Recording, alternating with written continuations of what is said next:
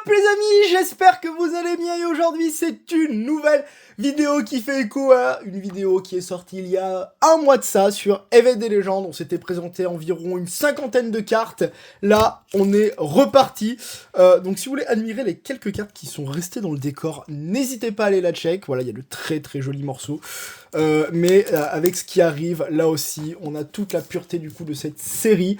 Pour faire basique, beaucoup de cartes de Nishida, une rhétorique des éclairs qui est très importante dans cette série pour le coup, voilà, avec des teintes très brumeuses, avec des teintes très chaudes aussi, et évidemment des Pokémon d'exception, des Pokémon qui font peur aussi. On a Tentacruel là pour le coup, qui est démentiel. Ouais, oh, j'adore. Dans là, les bas-fonds et tout, ils nous regardent mal et tout.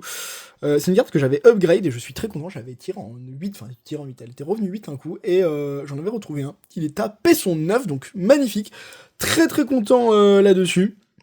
Voilà, j'adore, de toute façon c'est ma série préférée, vous le savez sans doute, donc voilà.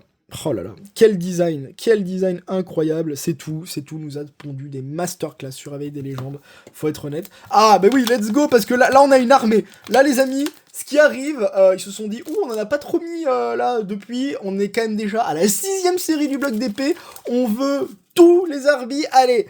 Est-ce qu'on en met pas 1, 2, 3, 4, 5, 6, 7, et on a 8 avec le Zarbi point d'exclamation en rare, et bah voilà, alors je les adore, voilà, c'est pour ça aussi que j'adore cette série, parce qu'il y en avait beaucoup, le Zarbi J, avec le Poké Power Junk, carrément, incroyable, oh là là. Et on voit carrément du coup vraiment la sortie de la grotte, vraiment super bien foutu, en PCA 9, on a le Zarbi R, j'allais dire P, mais non, évidemment, le Zarbi R, comme retiré, ce qui fonctionne très très bien. Oh là, let's go. Le Zarbi U en PCA 9 aussi, le Zarbi V, mais ils l'ont pas mis PCA au-dessus, parce que même à un moment, je pense que tu pètes un câble, tu oublies certaines choses. Le Zarbi V comme vacances, mais quelle bonne idée, ça, pour le coup, il faudrait l'écouter plus souvent, ce Zarbi, hein. C'est vraiment, je pense, est-ce que soit, ouais, quel est votre Zarbi préféré? Bah moi, je pense que ce serait le V, honnêtement, là, tout de suite. Le Zarbi W comme wall, comme le mur. Oh là là, ils sont jolis avec leur... Ouais, comme vous pouvez voir, vraiment, c'est ce que j'aime énormément. Vous l'aurez remarqué sans doute.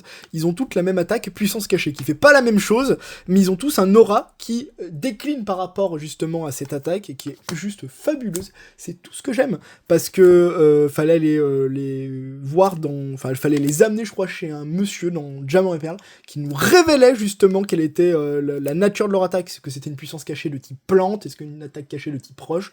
Voilà et tout. Donc c'est pour ça qu'on a différents auras. Donc là, c'est un aura de type psy. Là, ça serait plutôt un aura de type eau ou de glace. Magnifique d'ailleurs ce Zarbi Y pour le coup. Et là, le Zarbi point d'exclamation. Ouais, on est plus sur... là, on est clairement sur plus du poison.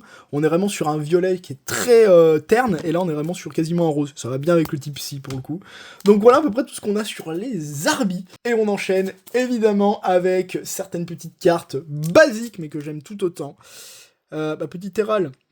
Petit Terral, évidemment que c'est un oui. 1000 fois. Oh, il est génial cette carte.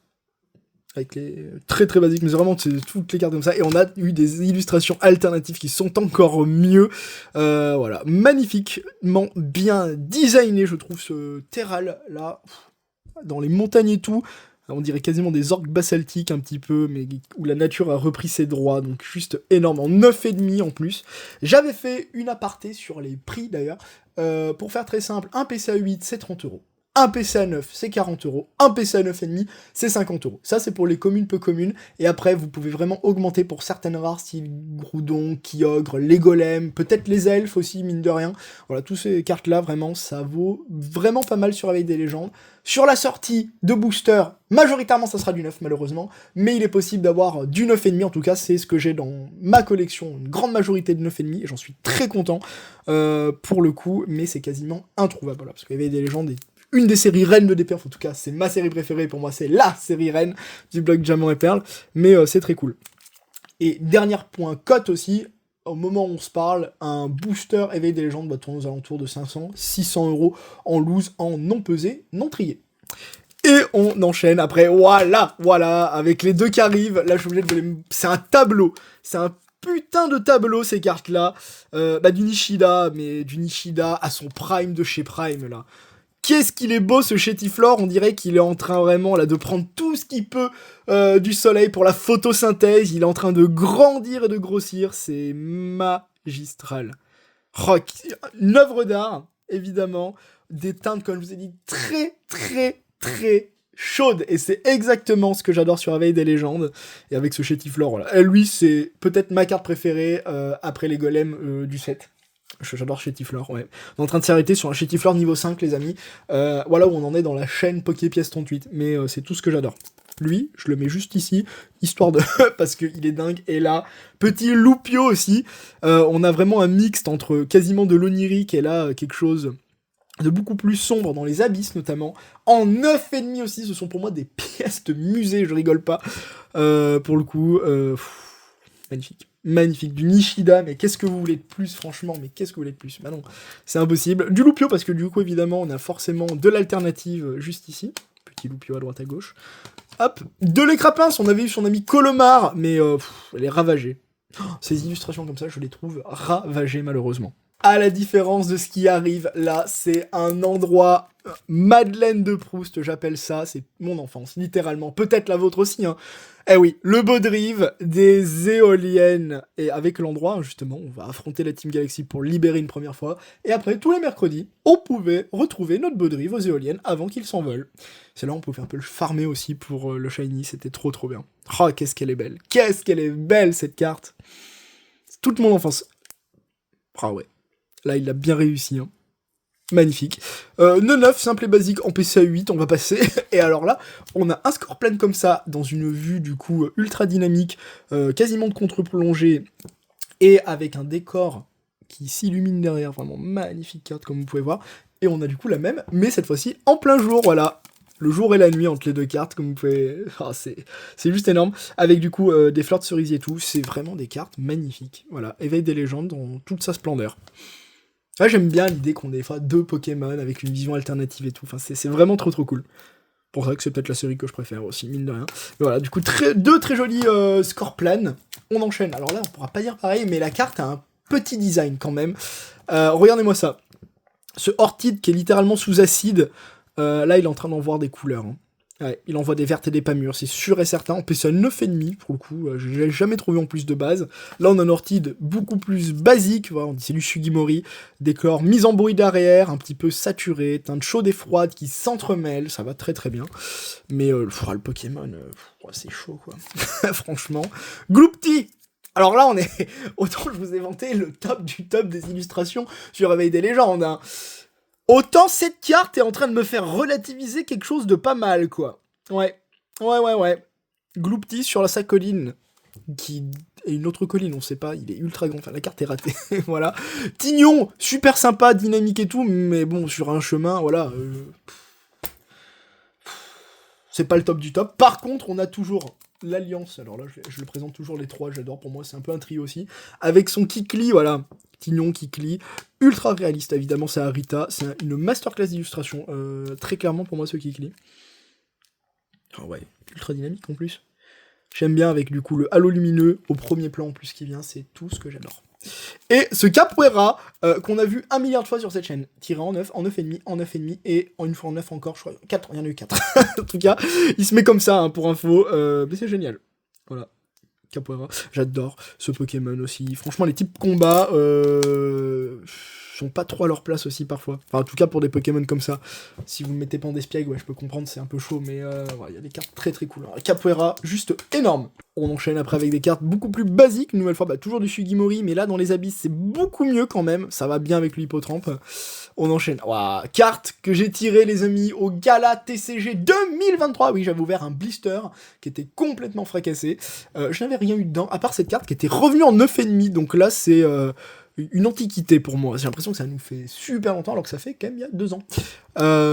Ouais. Oh, génial. Génial de voir ce Malos. C'est un super plaisir. Et évidemment, on retrouvera du Nishida. Bah, ils auraient pas pu nous faire un Coxyclac qui, si vous avez vu la dernière vidéo, a tapé son PC à 10. Eh oui. On est là sur Éveil des légendes, on est à ce niveau-là, effectivement, sur cette chaîne. Cependant, le design n'est pas si dingue. Même si c'est du Harada, c'est pas mal. Là, du Nishida en Coxy, je dis oui tout de suite. Sauf qu'elle est 9, elle est pas 10. Vous sentez le seum, oui, vous le sentez le seum un petit peu, mais trop cool. De toute façon, les cartes de Nishida, c'est une reine absolue, donc juste magnifique, tout ce que j'apprécie. On va enchaîner, toujours avec du Nishida, ni plus ni moins, un petit Miaous, voilà. Teinte ultra onirique, on dirait ce qui se fait abducter par une soucoupe volante, avec du coup du violet qui se répercute sur toute l'image, voilà, on a vraiment une nuée, une luée carrément sur ça, c'est très bien, très joli. Cette carte-là, là aussi, là c'est des cartes où vous êtes plus à 40 € plutôt que 35 par exemple. C'est une évidence. Mais, super belle. Et ça, c'est protégé, évidemment, sur PCA. J'en profite pour vous dire que si vous avez envie de vous faire plaisir, de grader vos cartes et tout, vous avez des codes promo valables toute l'année sur cette chaîne. En classique, c'est 5%, et en fast et fast plus, c'est 10%. Donc faites-vous plaisir. C'est pour vous, voilà, c'est pour régaler un petit peu aussi la communauté. On a ensuite... Oh oui, il y a des très jolies cartes qui arrivent. Il y a des Yankees, honnêtement. Alors, cette carte-là est très spéciale, faut être honnête, mais je l'adore. Est-ce que le Feu Forêt est en train de créer sa maison? Est-ce qu'il hante toujours la maison qui a été détruite? Voilà, beaucoup de questions dans cette carte au final, mais j'adore une nouvelle fois. Voilà, Ningal, ultra réaliste, simple et efficace. Tarinor. Ah ouais, là, je vois, il nous fait une loupe lui, hein. Là, on oublie en 9,5. On la verra pas souvent.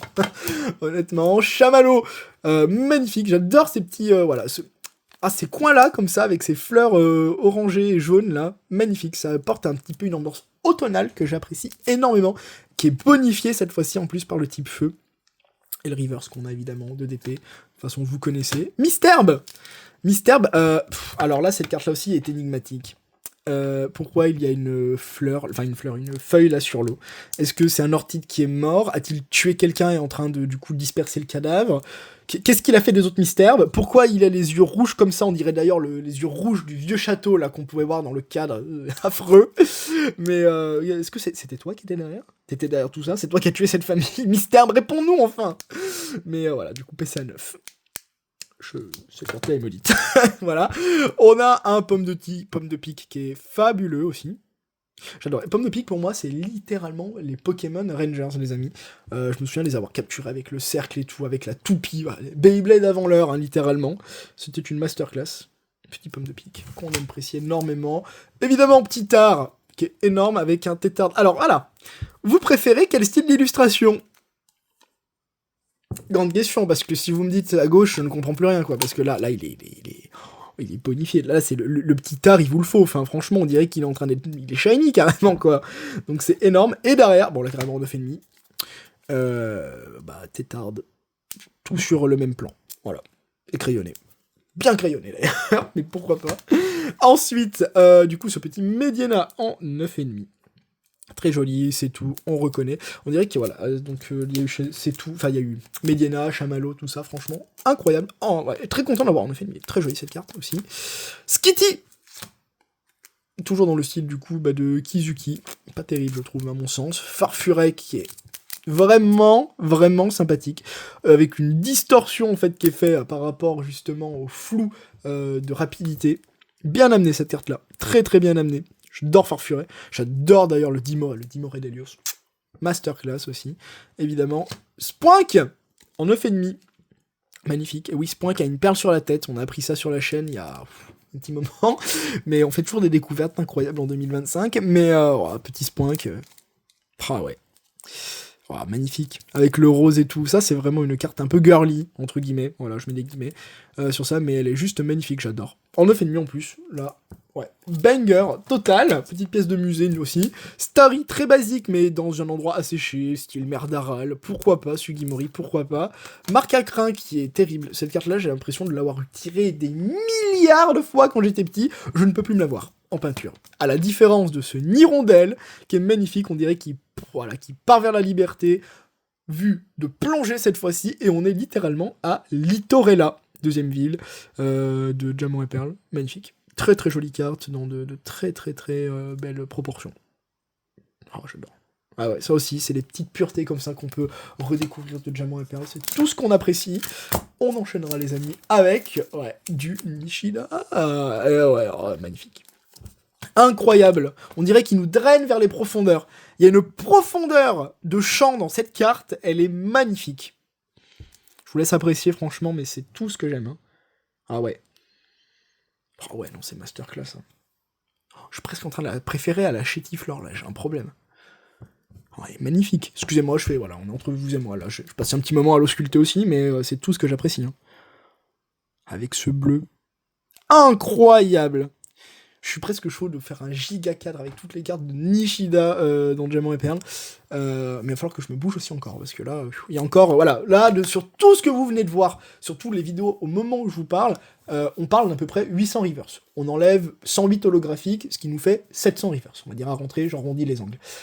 Sur ces 700 reverse, j'en ai en tout et pour tout à rentrer, je viens déjà rentrer quasiment plus de 500. Il y en a 536 au moment où je vous parle. Je vais y arriver et je vous représenterai tout ça. J'ai hâte de vous faire la vidéo, je pense, du siècle pour vous présenter tout Diamant et Perle, tout le bloc Diamant et Perle en gradé. Sous PCA évidemment. C'est vraiment le but, ça va me prendre du temps, mais on y arrivera. Et après, bah, débugant, du coup, très très solaire comme carte, évidemment, et avec un petit boostiflore de ce style Sugimori. Après, on va enchaîner, je crois, avec les traîneurs. Je vous ai menti, il reste un Yanma qui s'était perdu là, en même temps, je l'avais bien capturé, ça vole vite. Hein.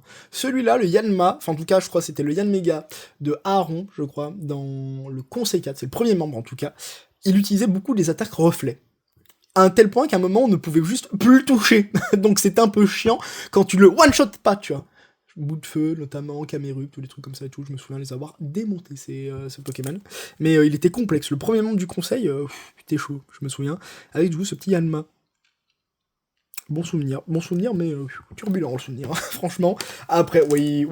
Après, on a des. Franchement, là, on a des traîneurs pour le coup, je vous mens pas, elles sont cool. Alors, on aura toujours son lot de Power Plus, évidemment, qui est pas terrible. Mais là, les deux qui arrivent. Alors, le premier, l'entraînement de Cornil, incroyable, bien dessiné, brumeux et tout. C'est exactement l'ambiance de défi qu'on a au Mont Abrupt qui est représenté dans cette carte. Et c'est tout ce que j'aime. Et ouais.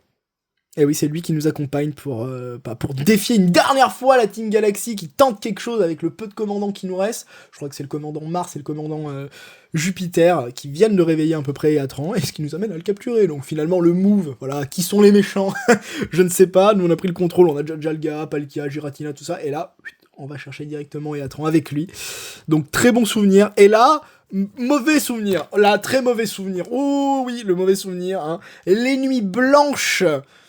Ouais, les nuits blanches, franchement, la sueur qu'il pouvait avoir, voilà, sous la couette, à ne pas réussir à tuer son putain de Karchakroc. Voilà, Giga Impact Ultra Laser, mais va te faire foutre Sincha au bout d'un moment, c'est dit.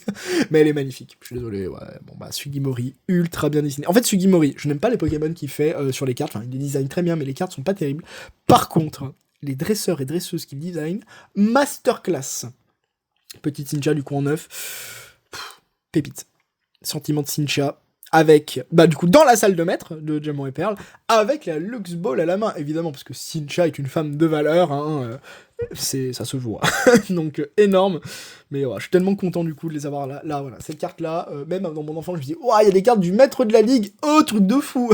Bah oui, c'est Sincha, frérot, tu l'as toujours pas battu, donc fais quelque chose. Voilà, ensuite, on enchaîne, bah là, c'est à peu près son petit lot de petites choses basiques, mais efficaces, voilà, la collecte d'énergie avec le Pachirisu, en 9,5, le Pokéradar qui nous servait énormément pour les shiny, ce qui était vraiment énorme. D'ailleurs, bah, on a l'onde du Pokéradar là qui se marque très très bien. J'aime bien ce style de carte aussi.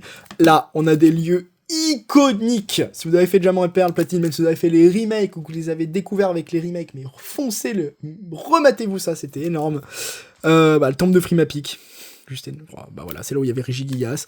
Dans une vue 3D, mais du coup 3D mise en perspective, c'est ça que j'apprécie, hein. C'est tout énorme. Dans Frimapic. Parce que du coup, on avait vraiment une vue chibi, mais de haut pixelisé sur Diamant et Perle. Et là, afin d'avoir des vues 3D, ça serait énorme d'avoir un 3D, mais comme ça, 3D 2008 et tout. De toute façon, on joue pas à Pokémon pour les graphismes, donc faut arrêter. Remettez-nous comme avant. Voilà, on en peut. Écarlate et Violet, non. Non, 1000 fois, quoi. Pour la réalisation technique, c'est non. Il n'y avait pas besoin de plus. Regardez, et là, le Mont Abrupt, bah ouais. Parmi toutes les montagnes, bon, il y a beaucoup de montagnes quand même. Mais ce Mont Abrupt, avec du coup le terrain qu'on voit juste ici, avec le Hatron qui nous attendra à l'intérieur. Alors là, c'est dans la protège, il faudrait juste que je l'enlève, excusez-moi. Mais voilà, du coup, PSA 9. Et après, oui, alors, les machines techniques, bah, le même cube, mais en violet. Voilà. Et derrière, on enchaîne avec Fossil Griffe et Fossil Racine. Et c'est sur ça, les amis, que nous allons se laisser, en espérant que la vidéo vous a plu. Moi, c'était un bonheur. Là, franchement, les 2 vidéos que je viens de tourner sur Eve des Légendes, c'était fabuleux. On se retrouvera pour Tempête. Et je vous dis du coup à très vite. Peace.